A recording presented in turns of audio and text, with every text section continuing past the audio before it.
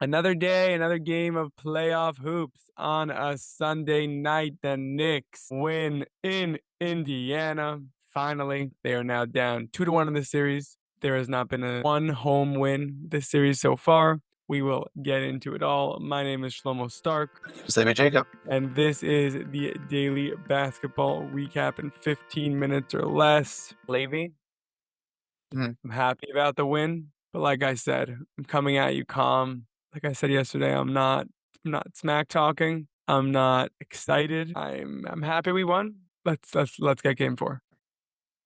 I can talk about the game. There was an adjustment. We put Mitchell Robinson in the starting lineup. I say we like I'm on the team. On the one hand, this was a great move. Because if you look at it from a minute standpoint, you could make the case that it actually doesn't matter. Josh Hart played 34 minutes. Mitchell Robinson played 28 minutes. Last game, Mitchell Robinson played 28 minutes.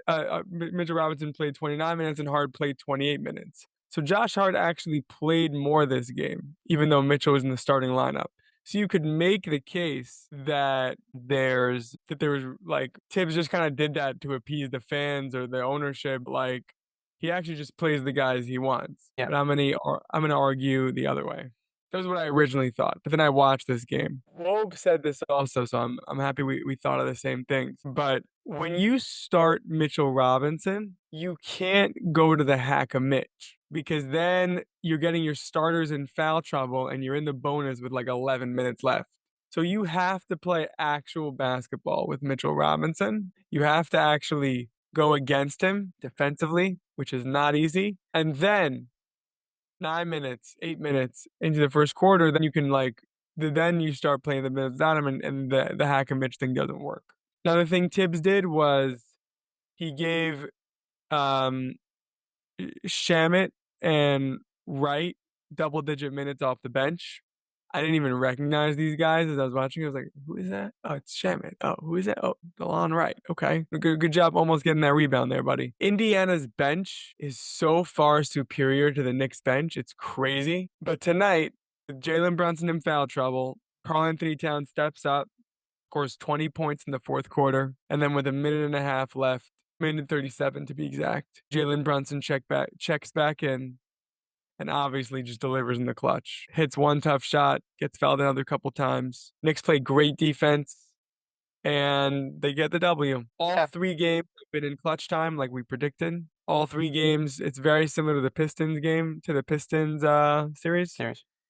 And any game anyone could win. To conclude, anyone could win any game. So with the Pacers up 2-1, I still have to predict they're going to win the series. I still think it's gonna go 7. Like You still have the 7? I don't know about that. Just because they're down 2-1, they have to win another. Like you said, I'd feel more comfortable if it's game 4. If they're going into MSG with momentum, I think that's a good look. But I think that the Pacers also like to play MSG when the Knicks have momentum. Oh, it's interesting. I think though, like meaning game 3s are always complicated because I feel like it usually does shift the series momentum, right? Like with the Thunder, like I don't think to tell you that now I'm scared for the Thunder's sake, but I will say that I think that the Knicks with really minor changes changed the trajectory of this game and or series. I think it was really minimal change, like meaning like you're playing DeLon Wright multiple minutes, or like he's a good defender, whatever you want to say. Like I saw people talking about it, like and he was like +2 and whatever. It's like yeah, the team won also. Like that's usually it affects plus minus, but it really was a very minuscule change, and it seemed to be a difference maker even with Brunson out for a good amount of the games. I don't know. Maybe. Listen, here's what you say. The Thunder are up 2-1 and the Knicks are down and the Pacers are up 2-1. The Knicks feel a lot closer to the Pacers than the Timberwolves do to the Thunder, even though the score in the series is the same.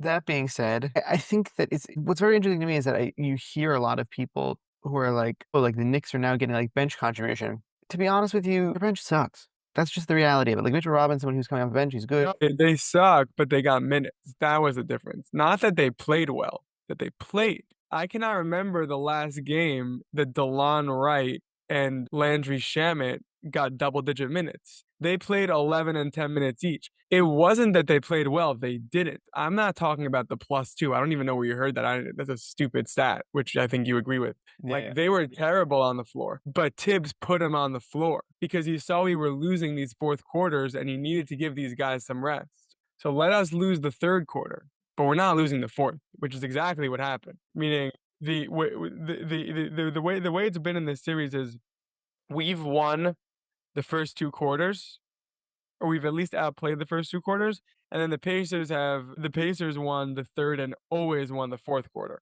Always. And Tibbs was like, none of that. Like, we're not doing that. So we're gonna lose the second and third. We can lose the second and third quarter. Get DeLon Wright out there. Get Landry Shamet out there. But in the fourth quarter, we're dominating. And the fourth quarter, the Knicks won 36-20.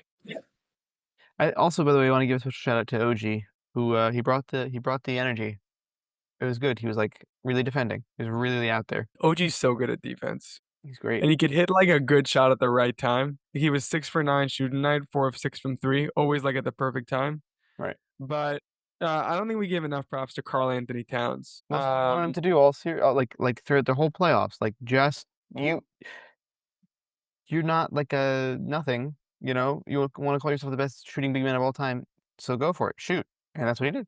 And this is what we need. This is how the Knicks win, is by utilizing their offensive weapons because now they're a more offense-based team. And he, pulled through for them, which is good. Mhm. And he needs to do that more. Correct. Also, the Knicks won. Also, the foul shots were huge. Yeah. Brunson 10 for 10, Towns 5 for 6, Hart 6 of 6, McBride 4 for 4. Like those guys all being 100%, we won by 6. Like it wasn't. This was a very, very close game, and the 6 is like they fouled at the end. Like it was very, very, very close. From the Pacers side, like Siakam is good. He's so good, man. I love Pascal. He's so good. It's great. I think the I I honestly don't know if this is. I'm just gonna be honest with my basketball knowledge. I don't know if this was an adjustment, but Anunoby took Neesmith this game, and I've never seen anyone get shut down so bad. Like I don't know if if Anunoby was on Neesmith games 1 and 2. I honestly don't remember who was taking Neesmith, especially in game 1 where I still have nightmares. But Anunoby on Neesmith tonight was like it was like he shot. I'm looking at the numbers now. He shot 2 for 8. Felt a lot worse because I think he was just smothering him and not even letting him shoot. Yeah. He was phenomenal. So But again, I really like that. in the previous two games, it came down to the last few possessions, right?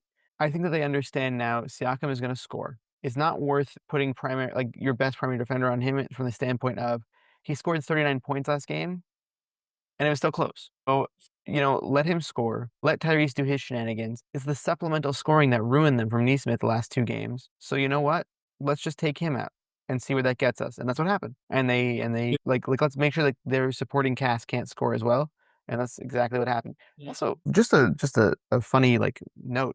I watched it back. There was a play that Nemhard literally dribbles into a shot, like he sidesteps, dribbles into a shot, and then dribbles again into mid range. But he picks up the ball in between, and the refs were just like, "Yeah, no, that's a 2." You're like, "That was a travel for sure. That's not even close." You're talking about on the baseline. He was on the 3-point line and then dribbled. He dribbled to the side and then dribbled in, but after picking up the ball in between. On that play, I did not watch the replay, but did not think it was a travel in the moment, but did think it looked a little weird. Yeah, I was like, what was that? I was like, oh, I guess he scored a 2, and then I moved on. But I remember that play thinking it was weird, but it was from the corner, right? Yeah. Yeah. Yeah, I remember that play. I was like watching, being like, huh. But I didn't like look back to be like, hey. I don't like do that. It's interesting that you do that. Like I don't like watch game tape and I'm like, hey, the travel refs. Like I don't like look for I don't like I'll watch highlights. I won't look for the niche. Like I'm not a game film guy. Like my cousin Isaac is he's just on YouTube after Knicks games, just watching tape, we're getting up great shots from corner threes and the mid range, bridges from mid range is actually lethal. I'm not, and I'm it's too much for me. On that note, I have a hard time just because if you have to point out something to me that isn't obvious while watching a basketball, not even looking at stats, while isn't obvious while watching a basketball game, I'm like, if you're not utilizing that thing that they're so effective at, then what purpose is meaning if you're not going to actually take Bridges into the mid range, you're gonna do it 3 times a night as opposed to like if he's so automatic from there and you're gonna try to do it like 10 times a night. Great, he's shooting a high percentage on very few shots. I don't know. I hear it. But that play specifically, it wasn't like I was like studying it, whatever. It was just like you said, like it was like a weird thing. I was just like, wait, what just happened? And then I think it's like a little bit Russillo-ish of me. You know what I'm saying? Yeah, it is. Russillo loves doing that. Okay, predictions. I got the Thunder. Yeah, I decided I'm not going to speak too much on this. I predicted Thunder in 6. I'm going to stick to that prediction. I think that's right. But who's winning tonight? I think Thunder. Okay.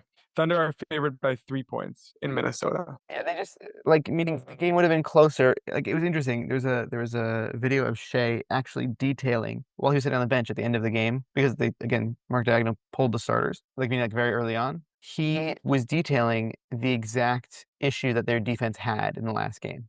Like he was sitting there analyzing it. And like I think it was a very I mean listen he's the MVP, but it was a very astute observation, very smart basketball where he was like the problem is that they're coming up higher so they're meaning what was happening before was that they're giving Shea the 3. If you rush Shea a little bit on the 3 and you kind of pack the middle a little bit more, it has to be passed out to the shooters. If the shooters aren't hitting shots, then it's an issue. And that's what was happening is that, their best 3-point shooters are just between Aaron Wiggins and Isaiah Joe. They're just not hitting anything. And it's very frustrating to watch. So I don't think that happens 2 games in a row. I think also the Timberwolves had like a certain intensity to them last game that they shot like 50% from the field and like also it's like It 49. was 57 from field, 50 from 3. That's ridiculous. That's not Yeah, it was a good game. That's just not gonna happen again. Yeah. So I think I love one of my favorite things in the NBA is when a star elevates himself, especially a star that's like an underdog. So I'm really rooting for like the Anthony Edwards 60-point game. Like I always root for that stuff, which like you can't count out. It's unlikely, but like a Jalen Brunson like 60-point, like it doesn't really happen in the playoffs. You don't really get 60-point game in the playoffs. But like those are my favorite. Like that Jokic 40-20 game has been my favorite game of the playoffs. Like, cause yeah. I love when like a star is down and they're like, wait a second, like I am better than your entire team. I'm going to get a 40-point, 20 rebound, Aaron Gordon buzzer beater. Like just like I love when that happens. That's what I'm rooting for, but I'm predicting a Thunder win by a lot. Yeah, I last game I felt a little bit more like it. I would love to see Anthony Edwards be the primary option. That's kind of my It was last game. but I'm saying like I wanna see him like really take it on because I just don't like it's such a bizarre thing to me that I really feel like for a portion of these playoffs he was just like, peace. I'm just gonna go sit over here, Julius Randle, you do your thing. And I'm like, why? Like give us the entertainment. Come on. Come on, Anthony Edwards. Yeah, I hope he does. That's ultimately I think what we all want. We wanna see the best competition and ultimately your team win at the end of the best competition. So I'd love to see it. I'd love to see it. All right, that was the daily basketball recap in 15 minutes or less. I want to thank you, Levy, for co-hosting, for producing, and for celebrating Memorial Day with me. Just hanging out with me on Memorial Day. Thank the soldiers, the vets. It's also Yom Yerushalayim, Jerusalem Day, double holiday today. So I want to just thank you for hanging out with me on the holidays. It's a nice time. Neither of those holidays give me a day off work.